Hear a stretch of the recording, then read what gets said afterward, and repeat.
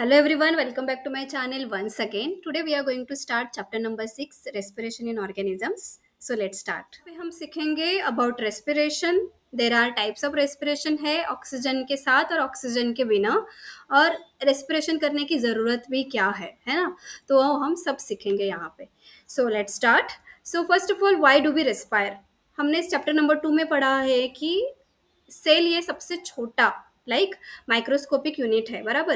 तो a cell is having the smallest structure and functional unit of an organisms. छोटा सा है but ये सब काम करता है right. Each cell of an organism perform certain function such as nutrition कर देता है, ट्रांसपोर्ट कर देता है.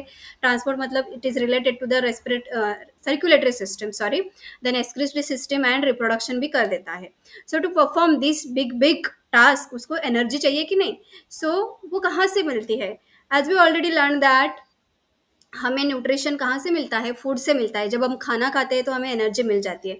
ऐसा होता है कि आपने ऐसे खाना खा लिया और नेक्स्ट सेकंड में आपको एनर्जी मिल गई, नहीं. It will take time and we know that it is about the digestion. Digest system में हमने पढ़ा है कि हम कैसे कैसे खाने को पूरा डाइजेस्ट कर देते हैं.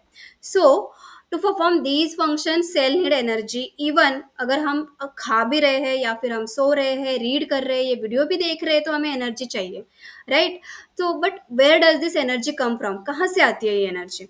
सो can you say why your parents insist that you should eat regularly? आपने सुना होगा कि आपके पेरेंट्स बोलते हैं कि हाँ आपको 2-2 घंटे में खाना खाना चाहिए right. So the food has stored energy. Food में क्या है? स्टोर्ड एनर्जी है which is release during respiration. कैसे होता है देखते हैं. ठीक है. So therefore all living organism respire to get energy from food. मतलब आप जब खाना खा रहे हो, ठीक है, खाना खा रहे हो और आप रेस्पिरेशन भी कर रहे हो. ठीक है, आप खाना भी खा रहे हो, दैट इज डाइजेशन, और आप रेस्पिरेशन भी कर रहे हो टुगेदर. ठीक है. तो क्या होता है, जो फूड होता है वो उसको ब्रेक करना चाहिए राइट. अगर कोई एप्पल है तो आप ऐसे ही पूरा एप्पल तो नहीं खाओगे, उसको आप ब्रेक ब्रेक करके टुकड़ों में खाओगे right. So during this also आप क्या कर रहे हो? आप ब्रीथ कर रहे हो जो एयर है. ठीक है. ये एयर क्या है? ऑक्सीजन रिच है. ठीक है.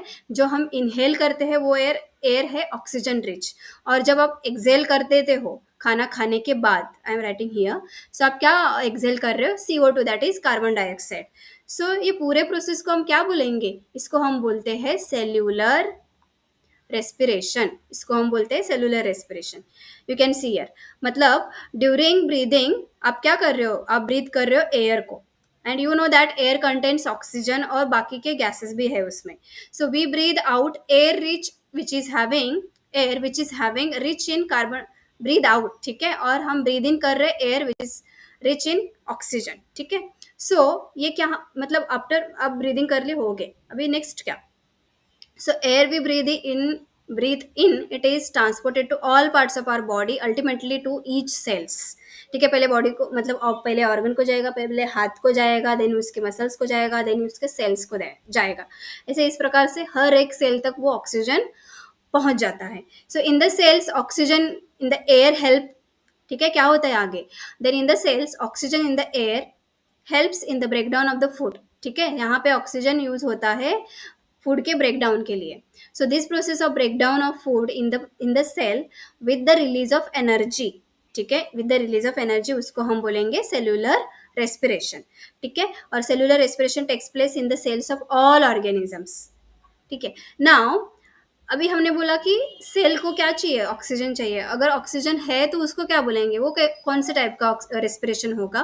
सो when breakdown of glucose occurs with the use of oxygen it's said to be aerobic respiration. इसको हम बोलेंगे aerobic respiration.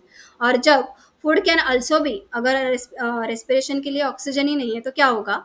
So there is also one possibility that food can also be broken down without using oxygen and this called to be anaerobic respiration. ये दो types के respiration है. First है aerobic respiration और दूसरा है अनएरोबिक रेस्पिरेशन. एरोबिक मतलब क्या है? ऑक्सीजन के साथ. अनएरोबिक का मतलब क्या है? ऑक्सीजन के बिना. ठीक है. सो रिएक्शन दिया है फॉर एरोबिक रेस्पिरेशन.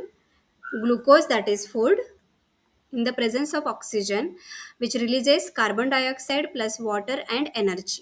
ठीक है.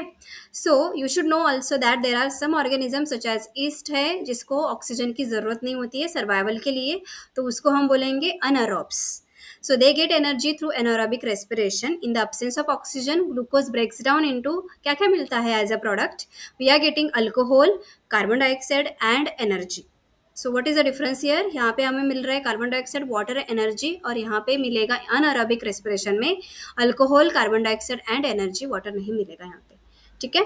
सो और एक बात है, इस सारे सिंगल सेल्ड ऑर्गेनिजम्स, ये आपको याद रखना है अगर if you are preparing for the government job exams, है ना, कॉम्पिटेटिव एग्जाम्स के लिए प्रिपेयर कर रहे हो, तो इस सारे सिंगल सेल्ड ऑर्गेनिजम्स यहाँ से क्वेश्चन पूछ सकते हैं. They respire anaerobically and during this process क्या प्रोड्यूस कर रहे हैं? वो यील्ड कर रहे हैं alcohol and they are therefore used to make wine and beer. ठीक है. सो बेसिकली अगर क्वेश्चन आया है wine and beer production which type of respiration is happens, so आप लिख सकते हो anaerobic respiration happens during such type of productions. So sometime क्या होता है कि हमारे मसल्स को भी ना रेस्पिरेशन विदाउट ऑक्सीजन रेस्पिरेशन होता है मसल्स में. कैसे? तो वो भी नॉट परमानेंटली, वो भी होता है शॉर्ट टाइम के लिए. ठीक है. ये टेम्पररी डिफिशियंसी होती है जब ऑक्सीजन की when you are doing heavy exercises, fast running कर रहे हो, साइकिलिंग कर रहे हो, वॉकिंग कर रहे हो और मेनी आवर्स के लिए, या फिर हेवी लिफ्टिंग कर रहे हो, है ना. So the demand for energy is very high because जो भी एक काम कर रहे हो, हेवी एक्सरसाइज वाला काम है, तो आपको एनर्जी ज़्यादा लगेगी. बट क्या है, oxygen is limited now that time. So आपका जो मसल्स है, मसल्स क्या करते हैं, अनएरोबिक रेस्पिरेशन कर देते हैं. ठीक है. So then anaerobic respiration takes place in the muscles to fulfil the demand of energy, है ना, और ये ऑटोमेटिकली हो जाता है. Then glucose in muscles, they do respiration in the absence of oxygen and produce lactic acid plus energy. ठीक है. अभी ये लैक्टिक एसिड का क्या होगा? यस. सो लैक्टिक एसिड जब प्रोड्यूस होता है बॉडी में तो हमें मसल क्रैम्प्स आते हैं. See muscle cramps after heavy exercise आपने एक्सपीरियंस किया होगा. The muscle cramps occur when the muscles respire anaerobically and produce lactic acid. मतलब यहाँ पे ग्लूकोज का टोटल ब्रेकडाउन नहीं हुआ है, पार्शियल ब्रेकडाउन हुआ है, हाफ हो गया है. दैट्स वाई हमें क्रैम्प्स आ जाते हैं. क्यों? क्योंकि वो accumulation of lactic acid causes muscle cramp. मतलब वो ऐसे एक्यूमुलेशन, मतलब ऐसे जमा हो जाता है लैक्टिक एसिड आपके मसल्स में. तो उसके लिए क्या करना चाहिए? We have to take a hot water bath और मसाज कर सकते हैं, या फिर जस्ट रिलैक्स फॉर, मतलब आपको तुरंत स्टॉप करना है एक्सरसाइज और थोड़ा सा रिलैक्स करना है बॉडी को. सो ये करने से क्या होता है कि आपका जो सर्कुलेशन है ब्लड का वो इम्प्रूव हो जाता है. Massage also improve circulation of blood. So as a result the supply of oxygen to the muscles, मतलब जो भी कमी थी ऑक्सीजन की, है ना, कमी थी, इसके लिए हमने अनएरोबिक रेस्पिरेशन कर दिया एंड लैक्टिक एसिड को प्रोड्यूस कर दिया. तो अभी आप मतलब आप रिलैक्स हो जाओगे, ब्रीदिंग प्रॉपरली हो जाती है, तो आप क्या कर रहे हो, इनहेल कर रहे हो ऑक्सीजन. तो जो सप्लाई है, जो कम हो गया था सप्लाई ऑक्सीजन का, वो मसल को पहुंच जाता है, इंक्रीज हो जाता है जो सप्लाई है ऑक्सीजन का. और ये इंक्रीज द सप्लाई हो जाता है ऑक्सीजन का, रिजल्ट्स इनटू कंप्लीट ब्रेकडाउन हो जाएगा लैक्टिक एसिड का, और उसका ब्रेकडाउन क्या हो जाता है, oxygen, carbon dioxide and water में. ठीक है. सो इस तरह से लैक्टिक एसिड प्रोड्यूस होता है during exercises and that will be very harmful. मतलब ऐसे क्रैम्प्स आने लगते हैं बार बार, राइट, और वो बहुत अनईजीनेस हो जाता है बॉडी के लिए. ठीक है. सो हम नेक्स्ट पार्ट ब्रीदिंग और हाउ हम ब्रीथ कैसे करते हैं वो सब हम नेक्स्ट पार्ट में देखेंगे. Thanks for watching. So we will stop here, and this is our part 1 and we are coming with part 2. Thanks for watching.